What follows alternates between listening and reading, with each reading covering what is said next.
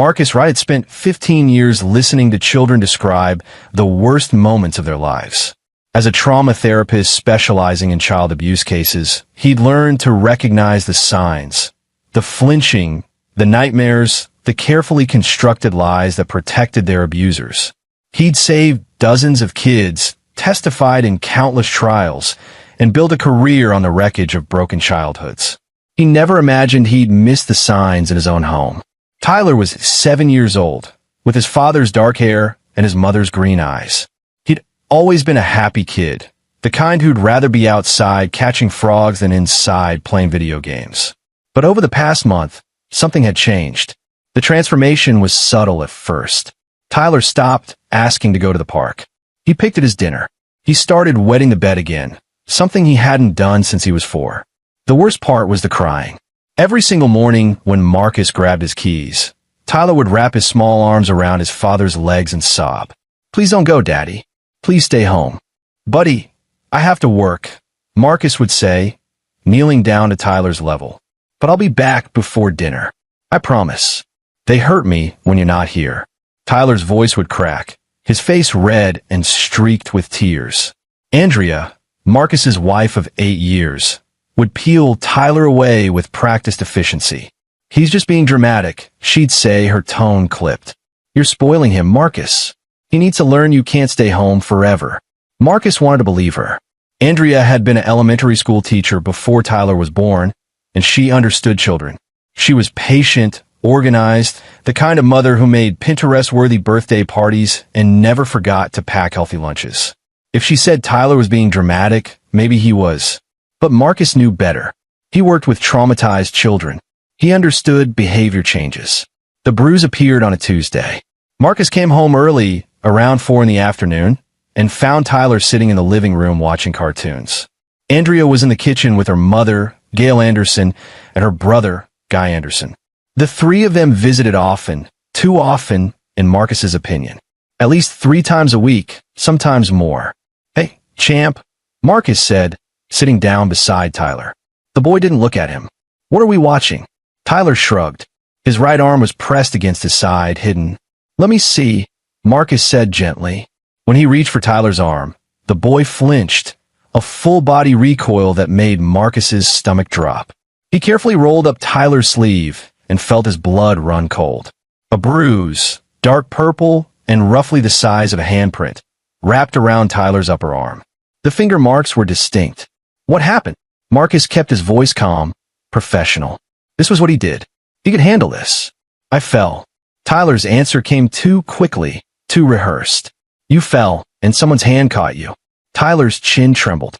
His eyes darted toward the kitchen, where Andrea's laughter mixed with Gail's voice. "I don't remember." Marcus had heard that phrase 1,000 times in his office. "I don't remember" was what children said when the truth was too dangerous to tell. He found Andrea in the kitchen, measuring coffee into the maker while Gail sat at the table peeling apples. Guy leaned against the counter, scrolling through his phone. At 35, Guy had never held a steady job. He lived in Gail's basement, supposedly working on a novel that would never be finished. He had their mother's sharp features and the same calculating eyes. "Andrea, can I talk to you for a second?" Marcus kept his tone neutral. "In a minute. Mom's telling us about the church bake sale. Now, please." Andrea's jaw tightened, but she followed him into the hallway. Marcus showed her Tyler's arm. "How did this happen?" "How should I know? You probably got it at school. That's not a playground bruise. Someone grabbed him. Hard." Andrea crossed her arms. "You're overreacting. Again, just because you spend all day with abused kids doesn't mean Tyler is one of them." "Andrea, I'm his mother, Marcus. I'm with him all day. If something was wrong, I'd know." She turned and walked back to the kitchen, ending the conversation. Marcus stood in the hallway, his heart pounding. He'd lost his younger sister, Emma, when he was 16. She'd been 11 when the neighbor who was supposed to watch her after school started hurting her. She'd hidden it for months, terrified of what would happen if she told. By the time anyone noticed, the damage was done. Emma had taken her own life at 13. Her death had destroyed their family and shaped Marcus's entire life. He'd become a therapist to save other Emmas. He'd married Andrea because she seemed kind, stable, safe. He'd had Tyler to prove he could protect a child the way he'd failed to protect his sister. And now Tyler was showing every sign Marcus had learned to recognize, and his own wife was dismissing him. That night, after everyone had left and Tyler was in bed, Marcus lay awake staring at the ceiling. Andrea slept beside him, her breathing steady and even. He thought about Tyler's words. They hurt me when you're not here. Not someone. Not she or he. They. Marcus waited until Andrea's alarm went off at 6. She showered, dressed, and went downstairs to make breakfast. He heard Tyler's door open, heard his son's small feet padding down the hallway. Marcus got up and went to Tyler's room. It was exactly as a 7-year-old's room should be. Dinosaur posters on the walls, Lego sets half-built on the desk, a bookshelf stuffed with picture books. The bed was made, the sheets pulled tight. He checked the closet, the toy chest under the bed. Nothing seemed wrong, but something was. He could feel it the way he'd felt Emma's wrongness all those years ago, that sick instinct that he'd ignored until it was too late. This time, he wouldn't ignore it. Marcus took a shower, got dressed, and went downstairs. Tyler sat at the kitchen table, pushing cereal around his bowl without eating. Andrea packed Marcus's lunch with mechanical efficiency. I have a late meeting tonight, Marcus said. Probably won't be home until 8. Andrea nodded without looking up. That's fine. Mom and Guy are coming over for dinner anyway. Of course they were. They were always coming over. Marcus kissed Tyler's head. The boy didn't react, just kept staring at his cereal. I love you, buddy. Tyler whispered something Marcus almost didn't catch. Be careful, Daddy. Marcus drove to his office in downtown Seattle, his mind racing. He had 3 sessions scheduled, but he canceled them all. Instead, he sat at his desk and made a list. Tyler's behavioral changes had started exactly 4 weeks ago. That was when Andrea had convinced Marcus to take on more evening clients, leaving the house 3 nights a week until 8 or 9. That was when Gail and Guy had started visiting more frequently. That was when Tyler had stopped sleeping through the night. Marcus pulled out his phone and called Owen Short, his colleague and friend from graduate school. Owen worked in the same building, 2 floors up. I need your professional opinion, Marcus said when Owen answered. Off the record. What's going on? Marcus described everything. The crying, the bruise, Tyler's fear, Andrea's dismissiveness. Owen listened without interrupting, the way good therapists did. What's your gut telling you? Owen asked. That someone is hurting my son, and my wife either doesn't see it or doesn't want to. Then trust your gut. You're the best in the business, Marcus. If you think something's wrong, something's wrong. Marcus ended the call and sat in silence. He'd spent his career helping other people's children. He knew exactly what to do when a parent came to him with suspicions. He knew the steps, the protocols, the legal requirements. But this was his child, his Tyler, and the suspects were his wife's family. People who sat at his dinner table, who played with his son, who were supposed to love him. Marcus opened his laptop and pulled up a website he'd bookmarked months ago for a client. Secure Home Solutions. They sold hidden cameras, the kind that looked like smoke detectors or picture frames or charging stations. The kind that streamed directly to a password-protected app. He ordered 3 cameras with overnight shipping. He didn't tell Andrea. He didn't tell anyone. If Tyler was being hurt, Marcus would find out who was doing it. And when he did, he would make sure they paid for it in ways they couldn't imagine. He'd failed Emma. He wouldn't fail Tyler. Marcus had been 19 when they'd buried Emma. The funeral was closed casket because she'd jumped from a bridge, and the fall had destroyed her body the way her abuser had destroyed her spirit. Their parents had fallen apart immediately. His mother into pills, his father into silence. Within 2 years, they divorced. Within 5, his mother was dead from an overdose. Marcus had been left alone with his rage and his guilt, the twin engines that drove him through college, through graduate school, through his doctoral program. He'd specialized in trauma therapy because he understood it from both sides. He knew how abuse worked, how it burrowed into a child's mind and convinced them they deserved the pain. He knew how abusers operated, how they groomed their victims and manipulated their families. He'd sworn he would spend his life protecting children the way no one had protected Emma. and he'd been so focused on other people's children that he'd missed what was happening to his own. The cameras arrived the next day. Marcus left work at lunch and drove home. Andrea had taken Tyler to a pediatrician appointment. Something about the boy's behavioral problems, and the house was empty. Gail and Guy weren't scheduled to visit until dinner. Marcus worked quickly. He installed the first camera in the hallway outside Tyler's bedroom, disguised as a smoke detector. The second went in Tyler's room itself, hidden inside a nightlight. The third he placed in the living room, built into a digital clock on the mantle. Each camera connected to an app on his phone. He could watch the footage live or review recordings from up to 30 days. The streams were encrypted and password protected. No one could access them but him.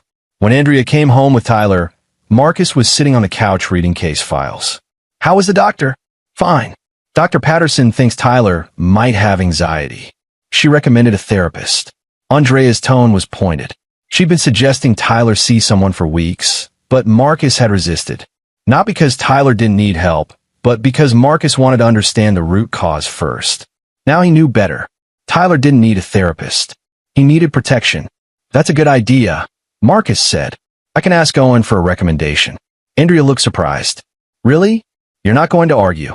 I want what's best for Tyler." It was the truth, even if Andrea didn't understand what that meant yet. That evening, Gail and Guy arrived at 5:30. Gail was 62, a small woman with silver hair and a warm smile that had fooled Marcus for 8 years. She brought a casserole and homemade cookies. Guy carried a bottle of wine and a new video game for Tyler.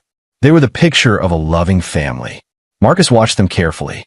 Gail hugged Andrea, then Tyler, holding the boy just a little too long. Tyler went rigid in her embrace. Guy ruffled Tyler's hair, and Marcus saw his son's eyes go flat and empty, the same dissociative stare Marcus had seen in countless victims. At dinner, Gail dominated the conversation.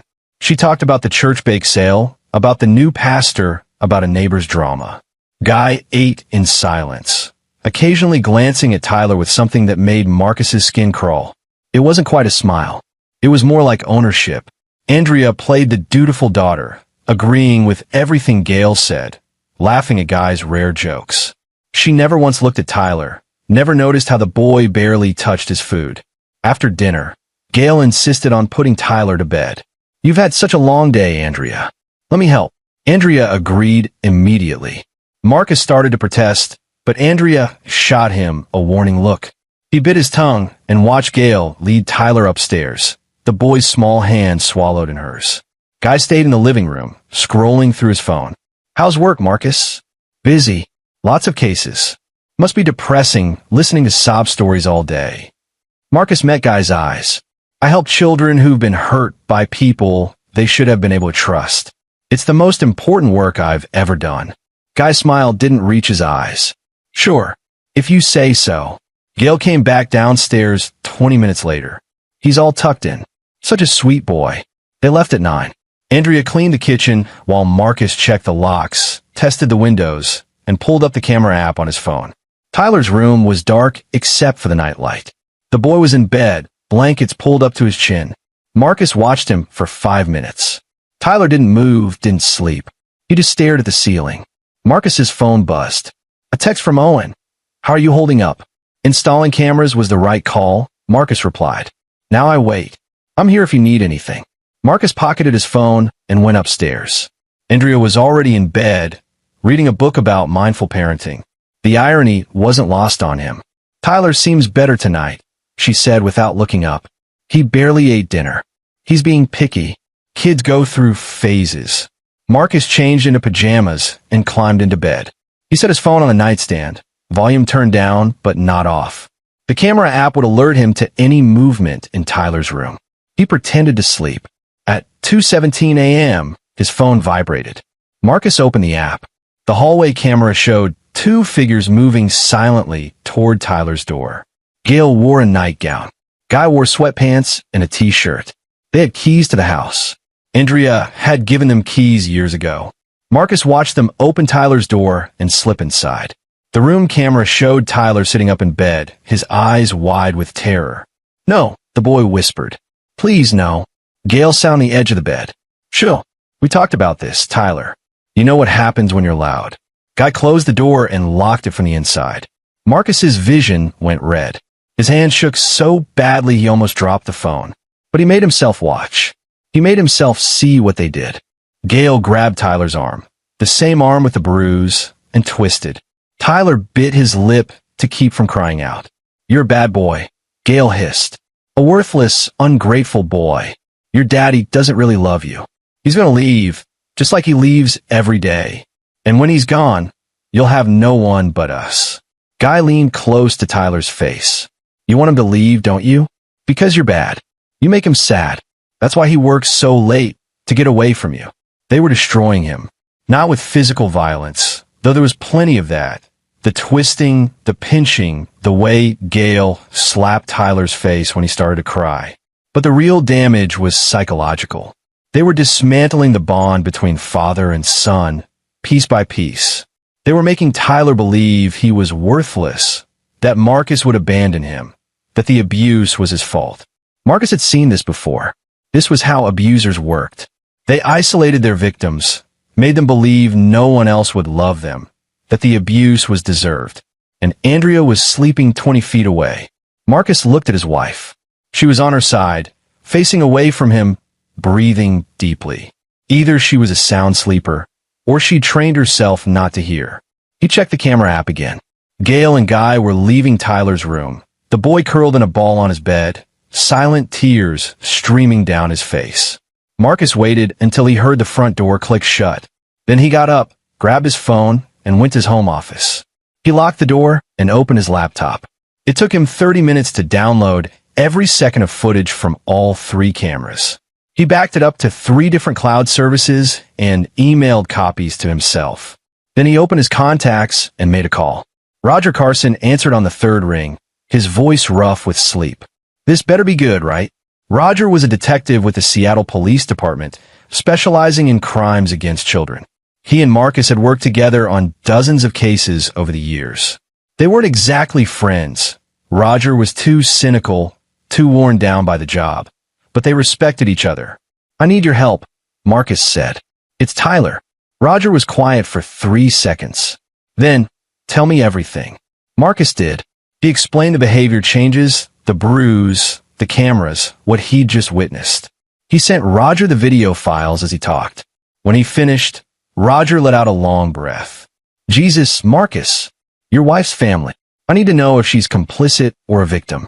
The footage shows her asleep, but she gave them keys. She lets them visit constantly. She dismisses your concerns." Roger's voice was hard. "At best, she's willfully blind.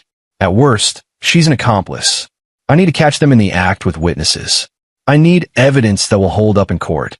You got video. I need more. I need testimony. I need them caught red-handed with no way to claim the videos are fake or that I'm lying." Roger was quiet again. "You want to set a trap?" "Yes. That's risky. If they lawyer up, they won't have time to lawyer up. We'll catch them mid-abuse, with multiple witnesses and physical evidence. We'll have them so cold, they'll have no choice but to plead out." "You've been thinking about this." Marcus had been thinking about nothing else. "I worked 50 cases like this. I know how to build a prosecution. I know how to make it stick. All right, give me 2 days. I'll bring in John Best. He's good with kids, won't traumatize Tyler more than necessary. We'll need a prosecutor involved from the start, someone who'll fast-track the charges." "Eric Daly," Marcus said. "He's handled every case I've testified in. He's aggressive and he hates abusers. I'll call him in the morning. In the meantime, you act normal. Don't confront anyone. Don't let on that you know." "What about Andrea?" Roger sighed. "That's your call. But if she tips them off, even accidentally, we lose our chance." Marcus thought about his wife sleeping peacefully while her mother and brother tortured their son. "I'll handle Andrea." He ended the call and sat in the darkness of his office. Through the wall, he could hear Tyler crying softly in his room. Marcus wanted to go to him, to hold him and promise it would never happen again. But he couldn't. Not yet. Instead, he opened his laptop and started typing. He created a detailed timeline of Tyler's behavioral changes. He documented every visit from Gail and Guy. He listed every red flag, every warning sign, Every moment he dismissed his instincts. He was building a case file, the same way he'd done for hundreds of other children. Except this time, the victim was his son. And this time, Marcus wouldn't just be a witness. He would be judge, jury, and executioner. Marcus spent the next 2 days living in two realities. In one, he was the normal father and husband, going to work, eating dinners, reading Tyler bedtime stories. In the other, he was methodically constructing a trap that would destroy Gail and Guy Anderson. Roger called on Thursday morning. Eric's in. He's reviewing the videos now. We're setting up for Friday night. What's the plan? You'll tell Gail and Guy you have an overnight work emergency in Spokane. Make it believable. Conference crisis client, whatever fits. Andrea needs to think you're really gone. We'll position myself, John Best, and 2 additional officers outside your house in unmarked vehicles. You'll actually be hiding inside, probably in your office or the basement. The moment they enter Tyler's room, you call us in. Marcus had already thought through this scenario a dozen times. They usually arrive around 2 a.m. How long do I let it go before I intervene? Long enough to catch them in the act, short enough to protect Tyler. I'd say 2-3 minutes maximum. We need them actively hurting him when we come in. No room for them to claim they were just checking on him. The thought of letting Tyler suffer for even 3 minutes made Marcus sick. But Roger was right. They needed irrefutable evidence. What about Andrea? That depends. Do you think she knows? Marcus had reviewed every second of footage from the past 2 nights. Gail and Guy had visited again Wednesday at 2:30 a.m. Same routine. Enter quietly, abuse Tyler psychologically and physically, leave before dawn. And Andrea had slept through it all, or pretended to. I think she's been abused by them her whole life, Marcus said slowly. I think she's terrified of them. But I also think she's choosing them over Tyler, even if she doesn't realize it. Then we don't tell her. She could be a witness to her own family's crimes, or she could be complicit. Either way, she's not part of the plan. Marcus agreed, though it felt like another betrayal. But Andrea had already betrayed Tyler. She'd chosen her abusive family over her vulnerable child. She dismissed Marcus's concerns, gaslit him, enabled Gail and Guy's access. Whatever love Marcus had felt for Andrea was drowning in rage. That evening, he set the trap. At dinner, another family meal with Gail and Guy, Marcus announced he had to go to Spokane Friday night. There's a conference on childhood trauma, and one of my clients is in crisis. I need to drive out tomorrow afternoon, stay overnight, and come back Saturday morning. Andrea frowned. You didn't mention this before. It came up this afternoon. I'm sorry, I know it's last minute. Gail smiled. Don't worry, Marcus. We'll keep Andrea and Tyler company. Won't we, Guy? Guy nodded, his eyes glittering. Of course. Family takes care of family. Marcus forced himself to smile back. I appreciate it. I should be back by noon on Saturday. Tyler stared at his plate, his face pale. Marcus caught his son's and gave a tiny nod. Trust me, he tried to communicate. I'm not leaving you. But Tyler just looked away. After Gail and Guy left, Marcus found Andrea in the bedroom. She was folding laundry, her movements precise and mechanical. I'm worried about Tyler, Marcus said. Andrea didn't look up. You're always worried about Tyler. He's showing signs of trauma. Andrea. The bedwetting, the crying, the bruises. He's a clumsy kid who's going through a phase. You're projecting your own issues onto him. The accusation stung because it was calculated to sting. Andrea knew about Emma, about Marcus's guilt, about the way he dedicated his life to saving children he couldn't save. She knew exactly where to aim. What if I'm not projecting? Marcus kept his voice level. What if something really is wrong? Then I would know. I'm his mother.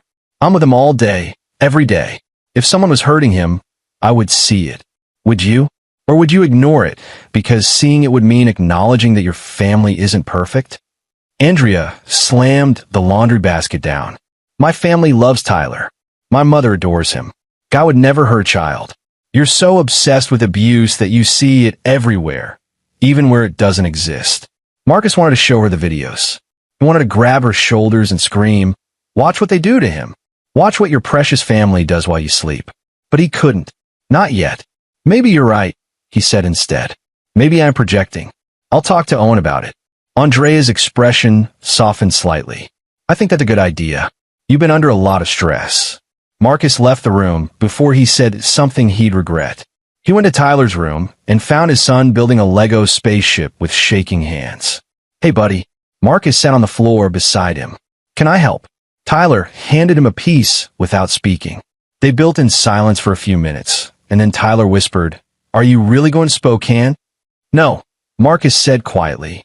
I'm going to be right here. I promise. Tyler's eyes filled with tears. They'll be mad if they know. They won't know. Not until it's too late. They said you're going to leave me. They said I'm bad and you don't want me anymore. Marcus pulled Tyler into his arms, holding him tight. That's a lie. You're not bad. You're the best thing in my life. And I'm never, ever going to leave you. Do you understand? Tyler nodded against his chest. Tomorrow night, some scary things are going to happen. But I need you to be brave for me. Can you do that? Will you stop them? Yes. I'm going to stop them forever. Friday arrived with agonizing slowness. Marcus went through the motions at work, but his mind was on the trap. Roger called at noon to confirm everyone was in position. Eric Daly had expedited a warrant. John Best had briefed the other officers. Everything was ready. Marcus drove home at 4, made a show of packing an overnight bag, and hugged Tyler goodbye. Andrea walked him to the door. Drive safe, she said. I will. I'll call you when I get there. Marcus drove to Owen's apartment, 2 miles from his house. Owen had agreed to provide an alibi and a parking spot. You sure about this? Owen asked. I've never been more sure of anything in my life. At 7 p.m., Marcus walked back to his house through the woods behind the property. He let himself in through the basement door. Andrea was upstairs putting Tyler to bed and didn't hear. He settled into his office with his laptop, his phone, and a bottle of water. Then he waited. Roger texted at 10 p.m., in position. John Best texted at 10:15, ready when you are. Andrea went to bed at 11. Marcus watched on the camera as she brushed her teeth, set her alarm, and climbed under the covers. She was asleep in minutes. Tyler lay awake in his room, staring at the ceiling. At 1:47 a.m., Marcus heard the front door open. He pulled up the camera app. Gail and Guy moved through the house like shadows. They'd done this so many times they didn't even need lights. Marcus texted Roger. They're here. Don't move until they're in the room. 2:03 a.m. Gail opened Tyler's door. Guy followed her inside. They closed the door behind them. The bedroom camera showed Tyler sitting up, his face frozen in terror. Gail grabbed him by the hair. Did you think Daddy would save you? He's gone, Tyler. He left you with us. Guy twisted Tyler's arm behind his back. Because you're worthless. Even your own father doesn't want you. Marcus was already moving. He left the office and climbed the stairs, his footsteps silent on the carpet. He could hear Tyler whimpering through the door. He texted Roger, now. Then he opened the door and walked in slowly, his phone held high and recording. Gail and Guy didn't notice him at first. They were too focused on Tyler, on the psychological demolition they'd perfected over years. It wasn't until Marcus spoke that they froze. Let go of my son. Gail's head snapped around. Her face went white. Marcus? Where are you? You're supposed to be in Spokane. I lied. Marcus stepped into the room, and that's when he heard the footsteps behind him. Roger Carson appeared in the doorway, his badge out. John Best was right behind him, along with 2 uniformed officers. Seattle Police, Roger said. Step away from the child. Now. Guy released Tyler's arm and backed toward the window. This is a misunderstanding. We were just abusing him. Marcus moved to Tyler's bed and pulled his son into his arms. The boy was shaking, sobbing. We have it all on video. Every visit, every word, every time you told him he was worthless, that I didn't love him, that the abuse was his fault. Gail's expression shifted from shock to fury. You recorded us? In your own home? That's illegal. Actually, it's not, Eric Daly said, appearing in the doorway behind the officers. He was a tall man with silver hair and a reputation for ruthlessness. This is a one-party consent state. Marcus had every right to record what happened in his own home. And what happened was felony child abuse. Multiple counts. John Best moved forward with handcuffs. Gail Anderson, Guy Anderson, you're under arrest for assault in the 2nd degree, criminal mistreatment, and unlawful imprisonment. Guy lunged for the window, but one of the uniformed officers caught him. He went down hard, cursing and thrashing. Gail stood frozen as John cuffed her hands behind her back. "You can't do this," she hissed. "Andrea will never forgive you. We're her family." "You're monsters," Marcus said quietly. "And you'll never touch my son again." Roger read them their rights while the officers led them out. Tyler clung to Marcus, his face buried in his father's chest. Downstairs, Andrea appeared in the hallway, her eyes wide with confusion and horror. "What's happening? Mom? Guy? Marcus, what did you do?" Marcus carried Tyler past her without speaking. "Let Andrea figure it out. Let her see the police car lights flashing outside, her mother and brother in handcuffs, the evidence that would destroy them. Let her live with the knowledge that she'd chosen them over her own child, and it had cost her everything." The trial took place 3 months later. Marcus had expected Gail and Guy to fight, to hire expensive lawyers, and claim the videos were fake or taken out of context. But Eric Daly had been right. The evidence was too overwhelming. The videos showed multiple instances of abuse, along with timestamps proving a pattern. Tyler's medical records documented the bruises. A child psychologist evaluated Tyler and confirmed severe trauma consistent with prolonged psychological abuse. Gail and Guy's lawyers advised them to take a plea deal. The courtroom was nearly empty the day they entered their pleas. Marcus sat in the front row with Owen beside him. Andrea was noticeably absent. She'd filed for divorce 2 weeks after the arrest and moved to her cousin's house in Portland. Marcus didn't try to stop her. Gail pleaded guilty to 2 counts of assault in the 3rd degree and 1 count of criminal mistreatment. The judge sentenced her to 8 years in prison. Guy pleaded guilty to the same charges. Because he had a prior conviction for assault from a bar fight in his 20s, his sentence was 12 years. Marcus watched them led away in chains and felt nothing. No satisfaction, no relief. Just a cold, hollow certainty that justice had been done. After the hearing, Eric shook his hand. "Tyler's safe now. That's what matters." Will they really serve the full sentences? In this state, for crimes against children? Absolutely. And I guarantee you, they're not going to have a good time inside. Other inmates don't take kindly to child abusers. Marcus had heard the same thing from Roger. Gail would likely be isolated in protective custody for her own safety. Guy would have a harder time. Men's prisons were more violent, and Guy's arrogance would make him target. Marcus found he didn't care what happened to them, as long as they were far away from Tyler. The fallout continued over the following weeks. Andrea's divorce filing cited irreconcilable differences, but her lawyer's letters made her position clear. She blamed Marcus for destroying her family. She wanted full custody of Tyler, arguing that Marcus had traumatized the boy by involving police and forcing him to testify. Eric referred Marcus to Helen Ortega, one of the best family law attorneys in Washington. Helen took one look at the case files and laughed. She enabled child abusers, and she wants custody? Not a chance. We'll be lucky if she gets supervised visitation. The custody hearing was brutal. Andrea's lawyer painted Marcus as paranoid and vindictive, someone who turned on his wife's family over normal discipline. Helen systematically destroyed that argument with video evidence, medical records, and testimony from Dr. Sarah Vance, the child psychologist who'd evaluated Tyler. Tyler exhibits symptoms of complex trauma, Dr. Vance testified. He was subjected to prolonged psychological abuse designed to destroy his sense of self-worth and his bond with his father.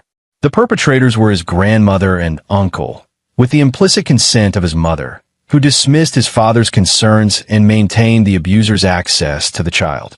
Andrea broke down on the stand. She claimed she hadn't known, that she'd trusted her family, that she'd been in denial. It might have been true. Marcus had spent weeks trying to decide if Andrea was a victim or an accomplice. He'd concluded she was both, abused by her family as a child, conditioned to obey them, but ultimately responsible for the choices she'd made as an adult. She'd chosen wrong, and Tyler had paid the price. The judge awarded Marcus full custody. Andrea would get supervised visitation twice a month, with the possibility of increased contact after she completed a parenting course and therapy addressing her family dynamics. Andrea didn't appeal. She moved to Portland permanently and rarely used her visitation rights. Marcus suspected she couldn't face Tyler, couldn't look at the son she'd failed to protect. He tried to feel sorry for her. But every time he thought about Tyler crying, "They hurt me, when you're not here," the sympathy died. 6 months after the arrests, Marcus sat in Tyler's bedroom, watching his son build an elaborate Lego castle. Tyler's nightmares had decreased from nightly to once or twice a week. He'd stopped wetting the bed. He laughed more, played more, talked more. Dr. Vance said the progress was remarkable. "You built a secure attachment with him," she told Marcus. "That foundation is what's allowing him to heal." Tyler held up a tower. "Does this look right, Dad?" "Looks perfect, buddy. Can we go to the park tomorrow?" "Absolutely." Tyler grinned. A real grin, the kind Marcus hadn't seen in months before the arrest. "Will you push me on the swings?" "As high as you want." That night, Marcus tucked Tyler into bed. The boy grabbed his hand before he could leave. "Dad, yeah. Are Grandma and Uncle Guy ever coming back?" Marcus had been honest with Tyler about everything. The arrest, the trial, the sentences. Dr. Vance had recommended transparency appropriate to Tyler's age. "No, they're in prison for what they did to you. They'll be there for a long time." "Good." Tyler's voice was small but firm. "I don't want to see them ever again." "You won't. I promise." "What about Mom?" Marcus chose his words carefully. "Mom loves you, but she made some mistakes. She's trying to get better. If you want to see her someday, we can arrange that. But only when you're ready." Tyler thought about this. "I don't think I'm ready." "That's okay. There's no rush." Tyler settled into his pillows, his stuffed dinosaur tucked under one arm. "I love you, Dad. I love you too, champ. More than anything in the world." Tyler's eyes drifted closed. Within minutes, he was breathing deeply, peacefully asleep. Marcus sat in the chair by the door and watched him. The nightlight, the same nightlight that had hidden the camera, cast soft shadows across the walls. Tyler's room was full of the debris of childhood. Toys, books, drawings scattered across the desk. It looked like a normal kid's room. And Tyler was starting to be a normal kid again. Marcus thought about Emma, about the sister he'd lost to abuse, and his own failure to see what was happening. He thought about the 15 years he'd spent trying to save other children, to make up for the one he couldn't save. But in the end, it wasn't some client or case that had mattered most. It was Tyler, his own son. And this time, Marcus hadn't failed. He'd trusted his instincts. He'd built a case. He'd set a trap. And when the monsters had shown themselves, he'd made sure they paid. The legal system had done its part. Gail and Guy were locked away, their lives destroyed. But Marcus's real victory was simpler and more profound. Tyler was safe. Tyler was healing. Tyler slept peacefully, without fear of who might walk through his door at 2 a.m. That was the only revenge Marcus needed. Not Gail and Guy's imprisonment, though that brought him satisfaction. Not Andrea's guilt and exile, though she'd earned both. The real revenge was Tyler's laughter, his dreams, his slow return to the child he should have been all along. Marcus had spent his career fighting monsters. He learned their patterns, their methods, their weaknesses. And when monsters had targeted his own child, he'd used everything he knew to destroy them. The thought that had sustained him through the darkest moments, the nights he'd watched the abuse unfold on video, unable to intervene yet, was simple. They didn't expect this. Gail and Guy had expected Marcus to remain oblivious, to keep working late, to trust his wife's family. They'd expected Andrea to protect them, to silence Marcus's concerns, to maintain their access to Tyler. They'd expected to break Tyler slowly, methodically, until he believed he deserved the abuse and his father didn't love him. They hadn't expected Marcus to trust his instincts. They hadn't expected the cameras, the police, the trap. They hadn't expected a father who would burn down his own life to save his son. Marcus stood and walked to Tyler's bed. He adjusted the blanket, brushed the hair off his son's forehead. Tyler stirred slightly, but didn't wake. "You're safe now," Marcus whispered. "I promise you're safe." He left the door cracked open and the nightlight on. Tyler still needed both and walked to his own room. The house was quiet. No more late-night visitors. No more carefully chosen masks. Just Marcus and Tyler, building a life without monsters. Marcus climbed into bed and closed his eyes. For the first time in months, he slept through the night without nightmares. In the morning, he'd make Tyler pancakes. They'd go to the park. They'd build Legos and watch movies and do all the normal things fathers and sons do when they're not living in fear. And if Andrea ever came back, if she ever proved she'd changed and earned the right to see Tyler again, Marcus would consider it. He wasn't cruel. He didn't believe in punishing people forever.